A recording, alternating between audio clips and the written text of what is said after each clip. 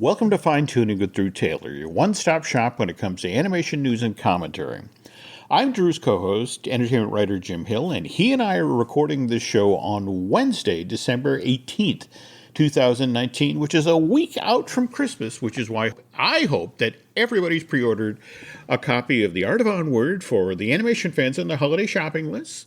This 176-page hardcover goes on sale March 3rd of next year, 3 days before that Dan Scanlon movie arrives in theaters.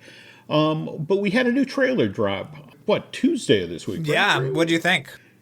I have to admit, I'm intrigued at how they keep bumping out the world and sort of raising the stakes of the stories with these trailers. I mean, this is the first one that's mentioned the curse. Likewise, this is the first, we've seen Corey before, but this is the first time she's been sort of allowed to talk, and that's a fascinating character right there.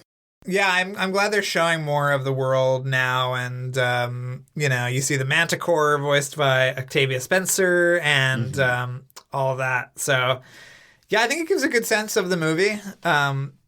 I think I mean, there's more in that trailer that I've seen finished than I've seen of the movie, so I'm very excited to see it all lit and animated and all that. So, but yes, please pre-order your copy of the book, and you can print out a little, graphic and give it to your loved one and say it's coming in March. It'll be, worth the wait, but. Yeah. What a throwback to the original Star Wars. Yes, exactly. There we go. A voucher for yours. Yeah. All right, so this trailer is going out in front of Star Wars Episode 9, The Rise of Skywalker. Just the kind of intriguing that in the same window, we're getting the very last push for Spies in Disguise. I was talking with somebody at Disney, and so far they're really pleased at reviews so far. They've been largely positive. The movie's sitting at 81% freshness over Rotten Tomatoes, which compared to the 59% for Rise of Skywalker, which is charitable, I would say. Let me say. Okay, well, I have yet to see this film myself, folks. I have to admit, I'm not. I'm a little concerned about what's being said about this last chunk of the Star Wars saga, or excuse me, the Skywalker saga. Right. For me, it's just fascinating to watch how everybody has embraced The Mandalorian. And did you watch this week's episode yet? As soon as we finish recording. Okay. This is your cherry on top. There we go. But to slide back to Spies in Disguise now, this film drops on Christmas Day. I guess what kind of concerns me is, again, Disney's been very hands-on the last couple of months in regard to this Blue Sky project. And, we've talked in the past about, for example, bringing Reba McEntire in to voice the boss. And by the way, that's evidently one of the things that people really enjoy about this film is her vocal performance. But let's also be honest here. Once this film comes out, we have 25 months till the very next Blue Sky project shows up. What is it? Back in June of 2015, that's when Blue Sky announced that they had hired Patrick Osborne of Paperman fame to direct a feature film version of Noel Stevenson's webcomic on Nimona. And again, this is a relatively new thing. That debuted online of June of 2012. We saw the same thing with Spies in Disguise, though. That got its release date changed a bunch of times, right? Yes, at least 3 times, yeah. Yeah, so, Nimona initially started off with a release date of February 14th, 2020. It would have been out for Valentine's Day of the coming year. And then in May of 2019, after Disney officially took ownership of Fox, they announced they were shifting Nimona's release date to March of 2021. And just last month, it got slid back yet again. Disney was sort of juggling its long-term release schedule for Fox and Pixar and Lucasfilm and the like. And now Nimona isn't coming out till January 14th, 2022. Let's face it, Drew, 25 months from now, given what's going on in entertainment with Disney Plus and like all the other subscription services, can we even be sure this is going to make it out into theaters? Or? No, I don't think that's anything from a guaranteed. I don't know where. I mean, there's a lot of different platforms now for this thing to premiere. It's just insane that it's seemingly a finished movie if it's out. It was supposed to be out in February and it's getting pushed back to 2022. I mean, I don't know. It's crazy. No, I agree. Now, we were talking just a second ago about Patrick Osborne, and of course he's the director of the Academy Award-winning, Paperman short. And you mentioned as we were pre-gaming that you got to see Disney's newest short, Myth, right? Yes, it's a VR short. It is really wonderful. I just wish I knew how and where and with what technology people could see it, because it is a fully immersive VR experience. It's being rendered in real time. And I think the thing that you'll really love about it, Jim, is that the production design was by Brittany Lee. So she designed the whole thing. Yeah. And there's a lot of really clever use of 2D animation in it, in this great, graphic VR format. It kind of tells the story of the enchanted forest from Frozen 2 and the spirits that live there of the different elements. And it would make if they plopped it into the beginning of the movie, I think it would make a very smart kind of prologue to the main story. Evan Rachel Wood actually narrates it. So there's some continuity there with voice actors, which is pretty big. And yeah, I really, really loved it. Jeff Gibson, who directed Cycles, which I loved from last year, is back in the director's seat. And it is really something. I don't know how you'll see it or where you'll see it. Maybe at the Void. I don't know. But yeah. It's interesting that you mentioned Cycles, because again, I've been trying to see this thing for a year now. Again, given the technology and given the limited opportunity to get these things out there, for example, it's got to be somewhat frustrating given what just happened earlier this week, where we saw those 92 possible nominees for this year's Academy Award for Best Animated Short winnowed down to the short list of 10. And, Myth isn't on it. Mind you, Kit Bull and Hair Love, which you and I both, really, really enjoyed. Yes. They made the list. But, something like this that really is pushing sort of storytelling, or at least, how we perceive storytelling in a film format. The fact that, just because of it's difficult for people to actually experience, because again, it's not a passive watching experience, right? You have to you're the one sort of driving what you're looking at, right? Yes. I mean, but this one gives it kind of cues you as to where to look. Jeff is really a guy who's interested in quote unquote cinematic VR. So he wants you to kind of watch it, not experience it like directly. It's not something like Vader Immortal, which I did a few weeks ago, which, you're swinging a lightsaber and all that. It's not something like that. But I think you'll really appreciate it. They sort of like took cues from different Disneyland attractions. There's a little bit of It's a Small World in there, and the production design and the kind of look of it. And there's a section of it where the Aurora Borealis pops up that looks exactly like World of Color. So I think you'll love it in that regard. But yes, it is not you're not walking through anything. You're stationary. You're watching it. It's unfolding before you, and it's really, really beautiful. And if you loved characters like the Knock or the Salamander from the movie, you will get a lot of that. If you don't mind asking, where did you go to see this? I went to the studio. So I went down to Walt Disney Animation Studios. And the last time when I went down for Cycles, it was literally just me in the room, in the VR room. And they had done a nice job kind of moving press, a lot of like tech reporters and stuff through the space. They had about 4 or 5 headsets set up, and we all just did it. Hopefully I'll have some audio from that later on that we can share. It was a really, really fun day. And anytime you go to animation studio, it's a good day, Okay. So. No, I agree. To slide back to Frozen 2 for just a sec. Okay. So, kind of a fascinating moment because again, with Rise of Skywalker basically blotting out the sun for the next couple of weeks. Just this past weekend, this Chris Buck, Jennifer Lee movie became the sixth film that Disney Studios have released this year to make over $1 billion worldwide.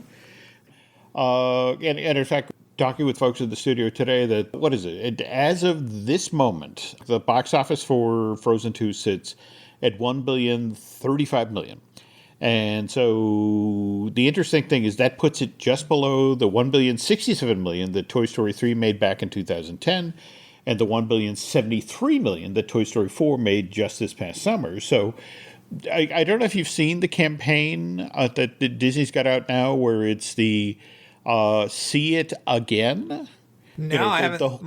These are TV ads that are running now? It's one of these things where it's like I'm always fascinated by the decisions as to what you do to promote a film. So many of the ads right now key off of Josh Gad's Samantha bit. Yeah. And I don't know if you saw the Funko Pop thing that got tweeted out, where somebody actually made a box for a Samantha Frozen 2 figure, where it's an empty Funko box. Yes, that's very funny. I agree. But it's this whole notion, I guess, that Disney's fairly certain at this point that okay, we know we'll make more money than for Toy Story 3 to Toy Story 4. Then it gets to be kind of an uphill climb. Face it, the original Frozen back in late 2013, early 2014, made $1.25 billion. And the thinking at this point is just, I don't know if this time around we're going to be able to do that. And it's just, but on the other hand, it's like, we've made over $1 billion. And more to the point, we have this amazing, retail program. In fact, I was just at our local Target. Have you seen the Playdate Sven, Drew? Is it the giant one that kids can ride on or get on? No, they can't ride it, but they can get on the back of it. Yeah. It can support kids up to 70 pounds. It's over 3 feet tall, from hoof to antler. I don't need one, but I want one, but it would take up so much goddamn room. It's just sort of, you might as well hang a real deer head in your house. That's how big this thing is. That's evidently selling really well. One of the top holiday toys this season is sort of the ultimate Arendelle Castle, which has a price point of $200. And that's the one that opens up and lights up and all that. Yeah. And and then it goes all the way to there are special limited edition Frozen 2 ice creams that I was just today looking at.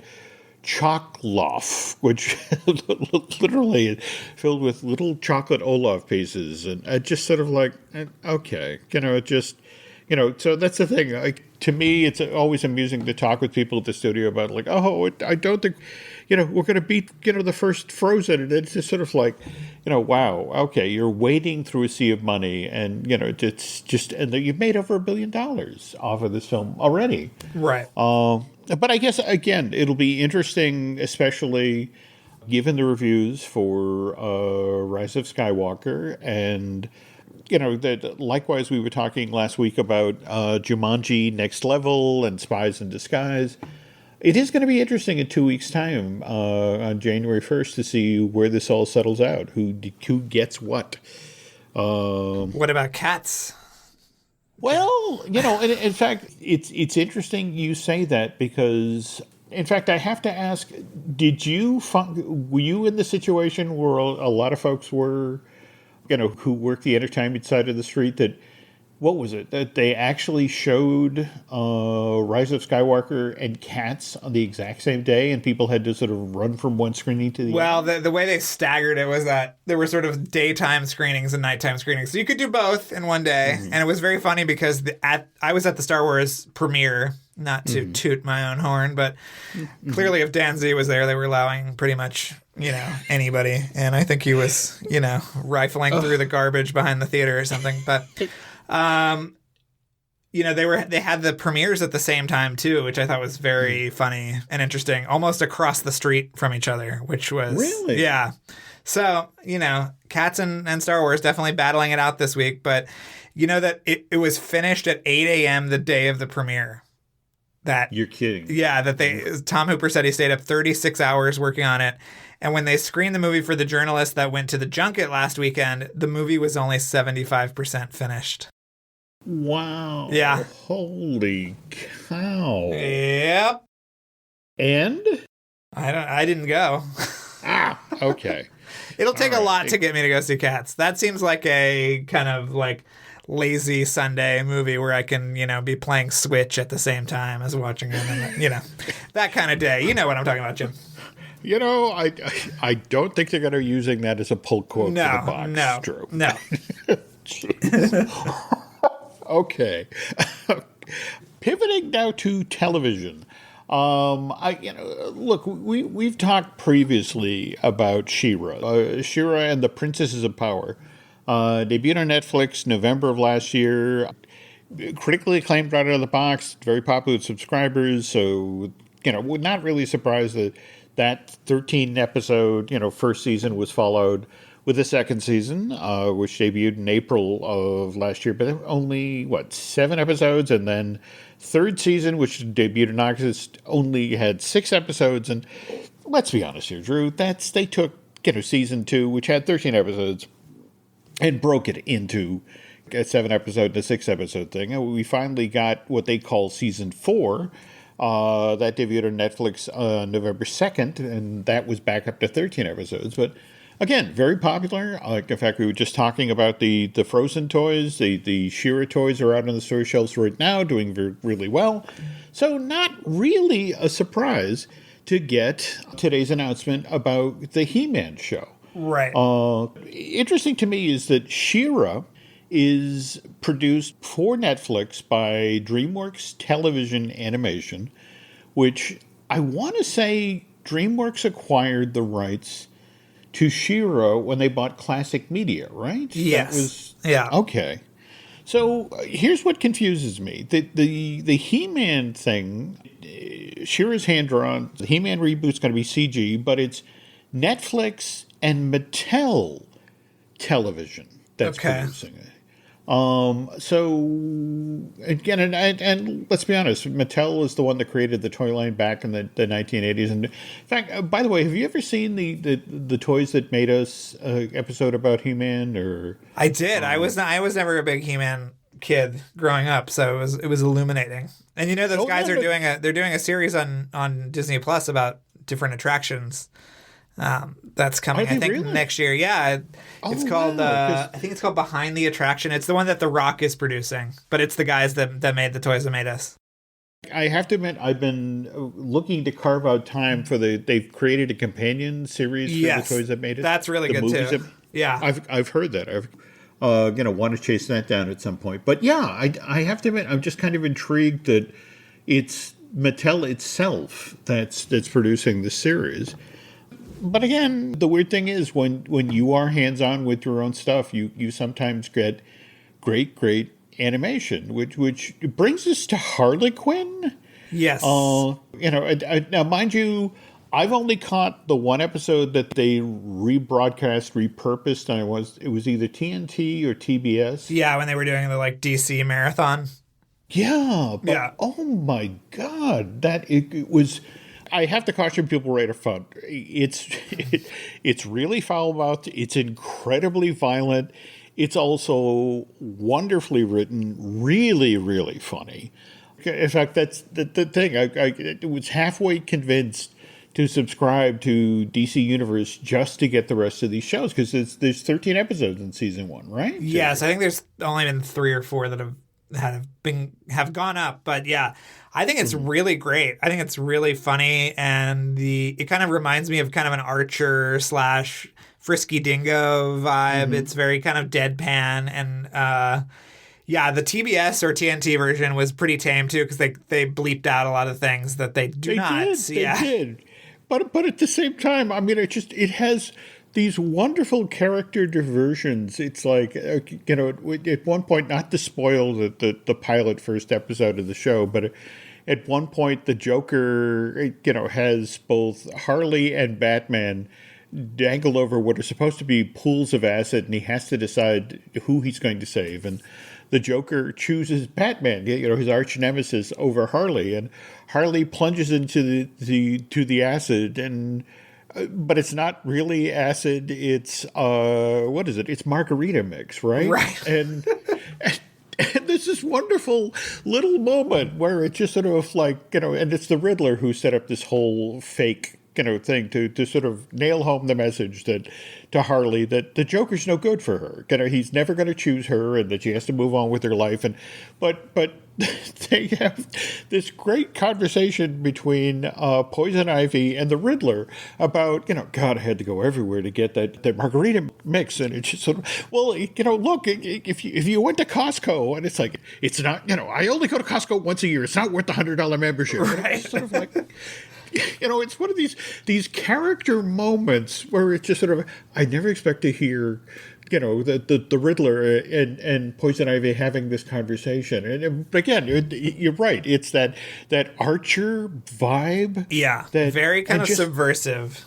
Yeah. And then the vocal cast. I mean, how early on did you realize that was Alan Tudyk as the voice of the show? It took me a little while, but I think he does a fantastic job. Oh, no, he's amazing. Just sort of, and that's the thing. I was almost embarrassed when I was looking at the credits at the end. Well, of course it's Alan Tudyk. I mean, right. But yeah, just cannot wait to see what he does with the rest of the show. Yeah, it's really good. And Lake Bell, I think, as Poison Ivy, who is sort of like Harley Quinn's roommate in this show, is so good. I love her talking plant that's voiced by J.B. Smoove, which is, something that has never been in the comics or anything else, but is so funny and so great. It's a great show. I was very surprised by it.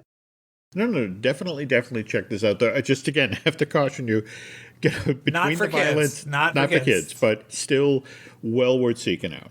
Now, and speaking of shows that are kind of surprising, Steven Universe. We're now Steven Universe Future, and we're about 6-7 episodes into this. Yeah, I don't know how many there are total, but I think 6 have aired. It's one of those weird scheduling things where they air it sort of together. It's very weird, but it's interesting. I mean, I think they've always sold it as kind of an epilogue to the series. It's not, It's supposed to the follow up the Steven Universe movie musical, right?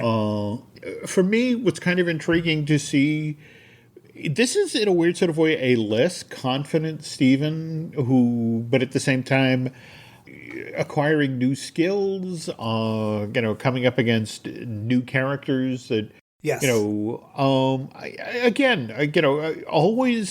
well written, always interesting to watch, but I have to admit, it's like, where is this going? Yeah, I mean, it seems to really be continuing what was done in the movie, which is sort of like establishing things are great, everybody's happy, the diamonds are kind of in check, and then sort of undoing that slowly and finding conflict sort of in the interpersonal relationships of the gems. And I'm very taken. I mean, I love the animation so much, and I love the kind of stylistic leap forward that they've kind of put into this new show. And I'm sure you loved the episode where like all the gems were kind of reassigned to other things in the town. And yeah. Well, I forget the one that was assigned to the roller coaster and enjoyed the job because I like hearing humans scream. Right. It's like, oh, that's a little dark. So, but anyway, okay. And I guess as we're continuing the animation news of the week, we got Dean Dubois, the gentleman who's solo directed How to Train Your Dragon 2 and How to Train Your Dragon Hidden World. It kind of an interesting deal. It's first look at Universal and DreamWorks, right? Or Yeah, I mean, I think this is the kind of deal people dream about because it's like live action / mixed. They kind of said hybrid projects are going to go to Universal, and then animated features are going to go to DreamWorks. I have no idea how he is going to accomplish all of this or any of it, but well, you know, because out ahead of this, he signed to do what? A Treasure Island for Universal. There's also a Micronauts future. yes, A feature. I mean, all of the things that he's been announced for, I guess, are going to be under this umbrella of this deal. But yeah, it's interesting. And as we were talking about, before we started recording, and they don't really mention anything about Chris Sanders and how he's about to embark on his first live action feature, which is the really wonderful looking Call of the Wild adaptation with Harrison Ford. Who I should mention Danzy bothered at the premiere. I'm sure Harrison really loved that. So, I guess he's gone through the worst after that encounter. But in fact, we're 2 days away now from Togo debuting on Disney Plus, and you have talked this thing up to me for months. Yes. So I am so looking forward you have to message me after you watch it. Okay. For me, it's just fascinating that we get Togo arriving on Disney Plus. We get Call of the Wild, and that's February, right? On Fox? Theatrically, it will be out. Yeah. And again, just sometimes this happens. It's like that weird summer back in the 1980s where, inside of like 3 months, the 3 different body switching movies, Big, Vice Versa, and 18 Again, all came out. Right. And if it's one thing that Disney Plus is really doubling down on, it's dogs. Between Lady and the Tramp, Pick of the Litter, a new documentary series that's debuting soon. It's a good time to love dog things, I guess. Mm-hmm. What's kind of intriguing to me is that, again, supposedly this is the Disney company continuing, to sort of circle back on, its hand-drawn films. In fact, did we talk yet about the Mulan trailer? I don't think we did. I thought it was great, though. Yeah. I mean, I have to admit, I'm just kind of intrigued about the whole notion of the Mongol horde being, accompanied by a witch. What bend that'll put on the story. But yeah, I know. I thought it was a great looking trailer. But what's kind of intriguing to me is that supposedly, here's Disney looking further down the road to the effect of, okay, these are, especially on the heels of the business Lion King did just this past summer. And in fact, we were talking a little bit about award season, and how frustrating can that be? You have this top earning film that you've deliberately kept out of the animation category, and I guess right now they're pinning their hopes on the Beyonce song, because that's probably the only thing that's going to get recognized. Yeah, I mean, it might get recognized for visual effects, but who knows? Yeah, but the interesting thing is that, they are looking to continue this. And there's that Snow White, Rose Red script. And oddly enough, I forget who I was just talking with about this, but, you mentioned that Disney's doubling down on dogs, and that supposedly that they're also kicking the tires of an Aristocats movie. Speaking of which, when we get back from this commercial break, we're going to talk at least a little bit about how the original animated Aristocats came about in the 1970s. You don't technically need this car. You say that out loud to yourself. You say, I have no space. You say, I'm just looking. Then you click.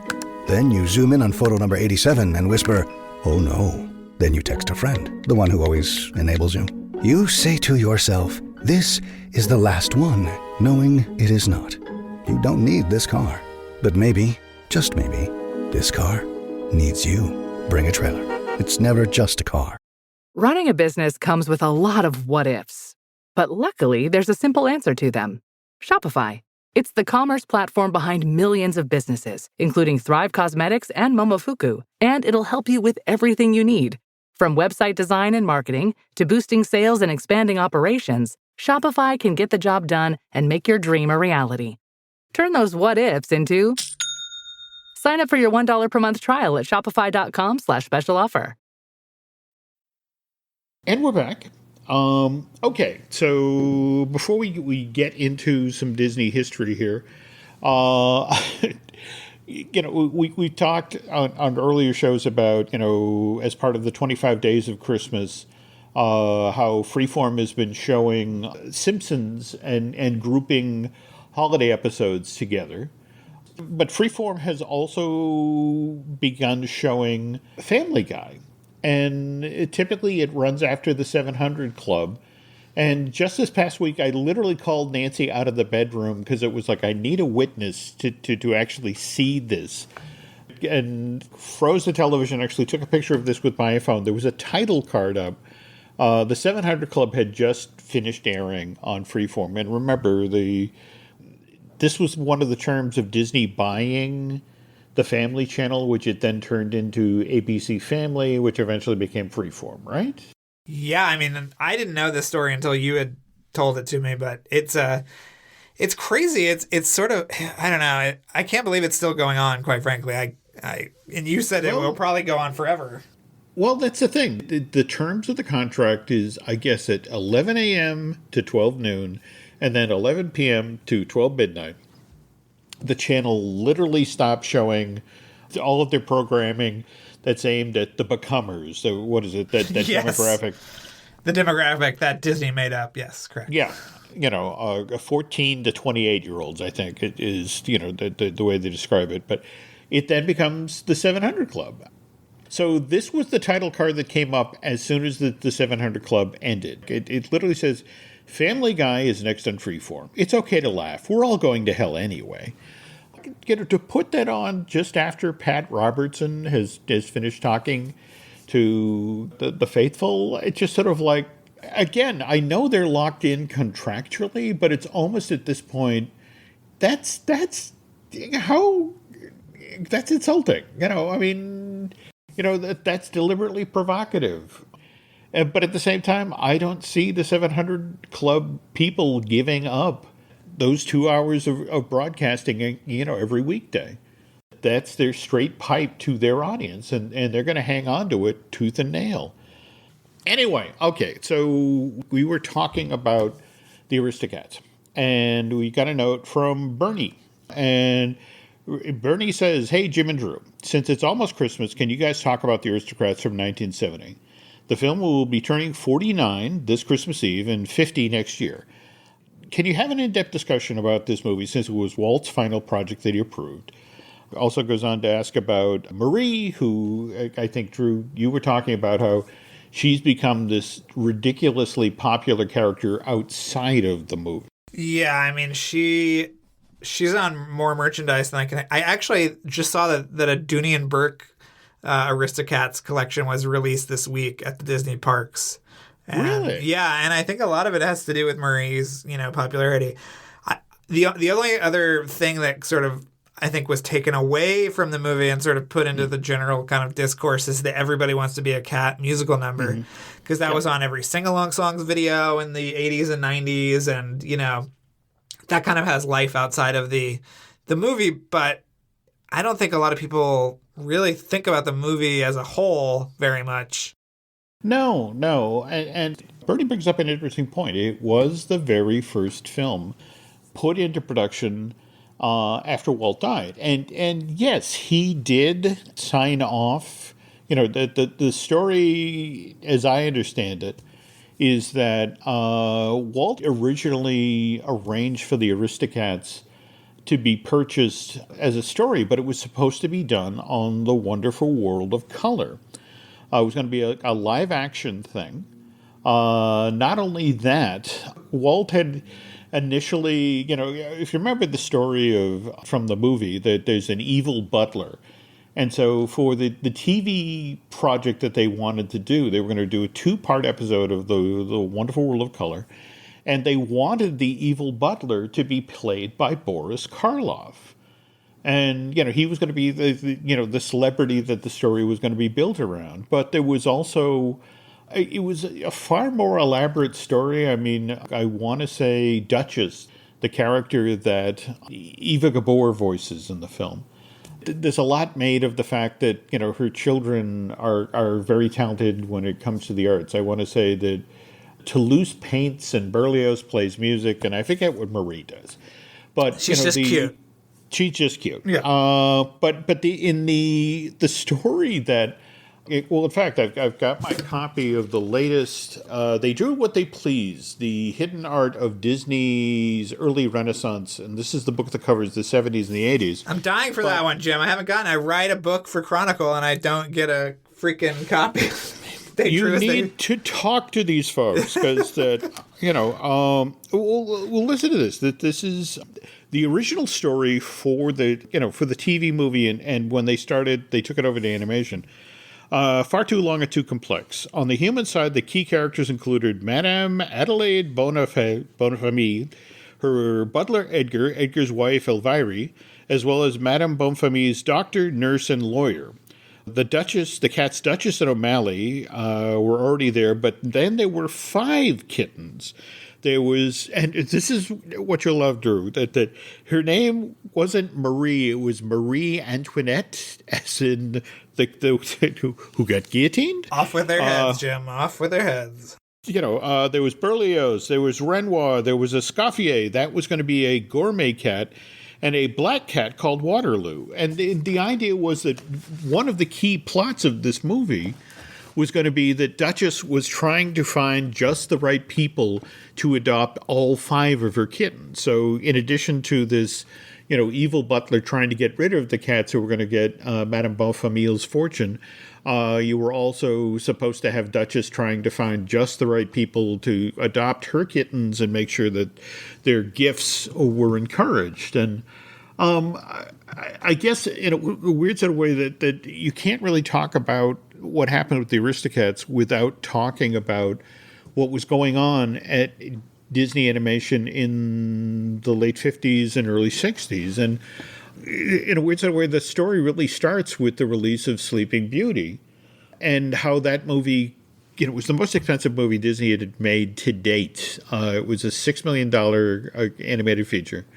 And it lost money. In fact, it lost so much money that for the first time in 10 years, when Disney published its next annual report, it had to report a loss. And think about it, Drew. This is when the company has Disneyland, which is basically printing money, and they still managed to, they lose money because of Sleeping Beauty. It dragged down the earnings that much. And so the board of directors basically calls Walt on the carpet and flat out tells him, look, we've got the theme park now. We've moved into television. We've started doing live action. In fact, one of the things that they kept pointing out was that they, in this very same year that they had put Sleeping Beauty out, they had also done the Shaggy Dog, and that had cost the studio like $150,000, and it basically made as much for the studio as it cost to make Sleeping Beauty. So it's like, why are we doing these animated features? And more to the point, we have 20 of them in the library. We now have developed this program where we're releasing them every couple of years or thereabouts. We could just take the 20 we have and, just ride them out for the foreseeable future. And Walt just couldn't see his studio not being in the animation business. So he came back and said, okay, how about this? What if instead of putting on a new animated feature every 4 years, or excuse me, every 2 years, we go to a new schedule. We go to a 4-year schedule. And more to the point, we really cut the staff. We really lower our overhead so it becomes a much more affordable thing to be in the animation business. And the board goes, okay. So, and in fact, this is, have you finished reading the Queens of Animation yet? No, not yet. It's on my Christmas to-do list. Okay. I almost hesitate to suggest that people pick up this book because, especially if you're a woman, who works in the industry, you're going to spend a lot of time throwing this book at the wall because there's a lot of things that will make you mad that you're going to read about in here about how really talented women got treated at Disney Studios. And in fact, a lot of women, oddly enough, lost their jobs at Disney after Sleeping Beauty because they cut the staff from 550 people working in feature animation, Drew, to 75. Oh, wow. Yeah. And not only that, and in fact, one of those, that this doesn't really reflect well on the 9 old men, but it was the 9 old men who personally decided who stayed and who went. Yeah. Again, when in doubt, it was like, well, he's a guy and he's the main breadwinner for his family, so he stays, and let's cut all the women. So anyway, but at the same time, they've got 101 Dalmatians. 101 Dalmatians has been in development since '57, so it's like, okay, that's definitely going. On the other hand, Chanticleer, which you Mark call Davis, it Chanticleer, I call it Rockadoodle, Jim. Okay. Well, I was just reading. Somebody was talking about how Rockadoodle is their favorite Don Bluth film, and it was just sort of like, wow. Okay, that's a choice. I have to admit, same thing. But yeah, the Chanticleer basically got sacrificed because we've always heard that it was this very ambitious musical film, and and literally they had a choice between doing Chanticleer or Sword in the Stone, which had a smaller cast, was a less ambitious film, and more to the point, xerography had just come into the studio, and this is this new mechanical process that would allow basically you to take a drawing on the 3-peg paper and copy it straight onto acetate. And it basically, an inker could do 50 cells a day. Xerography could turn out 1,000 cells a day. And so, again, same thing. They shut down the process, or, they cut the people and brought in xerography. But, here's Walt during this same period and looking for simpler films to make, with the notion of, well, let's go back to Dumbo. Let's go back to smaller, shorter, easier to make films. And during this time, 1963, 64, they're actually developing a Winnie the Pooh full-length feature film. But Walt, I guess they had one presentation, and Walt's finally watching it, and it's like, it's not strong enough to support a feature film. All right, but I don't want to throw away all this work we've done, especially with the board breathing down my neck. So let's make a featurette, and that's where it really got interesting, because if you think about it, in '64, Mary Poppins comes out, and all people can talk about is, they love the movie, but they especially love the Jolly Holiday scene, with the, combination of live action and animation. And then in February of '66, the Winnie the Pooh and the Honey Tree comes out paired with the Ugly Dachshund and does so much business that in May of that same year, May of '66, Walt sends a congratulatory note to the story team and says, hey, we got all that stuff that's left over from the feature. Can we maybe talk about doing a sequel? And at the same time, Walt is also being very hands-on for the first time in years with the Jungle Book. And, I don't need to get into the whole Bill Pete quitting from Disney. He was the guy who wrote 101 Dalmatians. He's the guy who wrote Sword in the Stone. And his take on the Jungle Book was so much darker than Walt wanted that they had this big blowout, and Bill basically walks out the door at Disney in January of '64, and Walt, for the first time in a lot of years, decides, well, I'm going to prove to Bill Pete that he's wrong. There really is a lighthearted, fun film here, and he sat in on story meetings instead of how he had been doing animation for a while now, which was he'd show up once a month. He was in there every week, and was very hands-on in regard to the casting. I mean, for example, George Sanders, the voice of Shere Khan, Walt was like, well, wait a minute, I know him. He'd be ideal for this. He's a friend of mine. Let me reach out and I'll get that going. Likewise, same thing with Phil Harris as the voice of Baloo. Walt was actually friendly with Alice Faye, the movie star from the 40s, who was Phil Harris's wife. And it's just sort of like, let me call Alice. I think we can get Phil to do this. But again, he sorts out the story. He gets it going.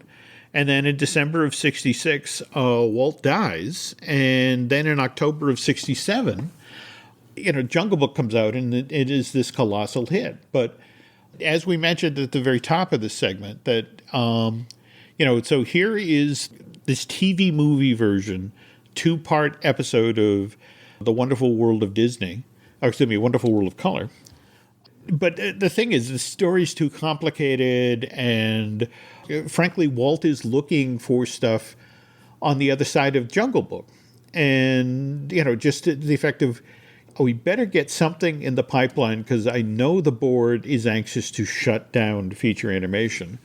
And I got this 2-part episode of The Wonderful World of Color that really isn't working, but I think there's something in here that we could maybe do for animation. So he turns to Ken Anderson, who's one of his 9 old men, and tells Ken, hey, take a look at this story. See what you can do. And Ken puts together this set of drawings. And this is literally the fall of 66 after Walt has had his surgery. And, Ken brings them in, and Walt goes, yeah, okay, all right, I can see that. Tell you what, why don't you guys work on that, and after we get Jungle Book out the door, let's look at putting this into production. But again, then Walt dies in December of 66, and for about 6 months, I won't say that work stopped at Disney because it really didn't, but there was this weird period where giant corporations like RCA were circling Disney, and just the sort of notion of, well, Walt's dead, and he's the guy who was running the show there. And it's like, wow, there are some very tempting pieces and parts of this corporation. If you guys decide to go out of the business, we'd be happy to buy you.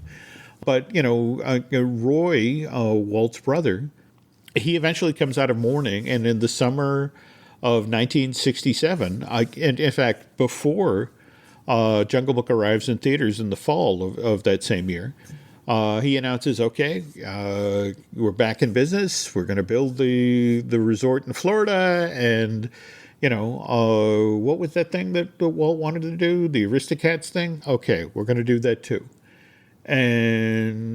But the how we got from there to the finished film, that's a story for another time, which we will save for the very next episode of Fine Tuning. And Drew, if people need to sort of fill some time, in between now and in the next episode, I think that they're just going to be on their hands and knees just waiting for this the follow-up for the Aristocats, the story of how a masterpiece was born, Jim. But I think that's the thing what fascinates me. The Aristocats is what it is. It's in a weird sort of way, it's the film that kept feature animation going. And in fact, honestly, if you look, and the film that followed this, Robin Hood, pretty much the same thing. It wasn't honestly till Rescuers in 77 where it seemed like, okay, they kind of know what they're doing again. Right. But yeah, I think it seemed to me that whenever they re-released it, they were always selling it as just sort of the cat version of 101 Dalmatians. In fact, the real irony is that's one of the notes supposedly that Walt gave to Ken Anderson, to the effect of that because the TV thing was so complicated with the jewel robbery and the evil butler and the finding homes for the 5 kittens and that sort of thing. It's like, no. This needs to be simple. This needs to be clear. This needs to be like 101 Dalmatians, and which is ironic because Walt, when 101 Dalmatians came out, and it was the first film to use xerography, Walt hated the look of it so much, and he blamed Ken Anderson because Ken had found the xerography technology, had brought it back to the company, had championed it, and so berated Ken, and this is a successful film, and it's moving a lot of merch and it got great reviews and that sort of thing. But Walt just felt that it was a step backwards, that it didn't have the fine, clear lines of when he had humans in the loop inking the cells. And he so went after Ken and so stressed him out. Ken had 2 strokes in 1 week. And, and was basically incapacitated.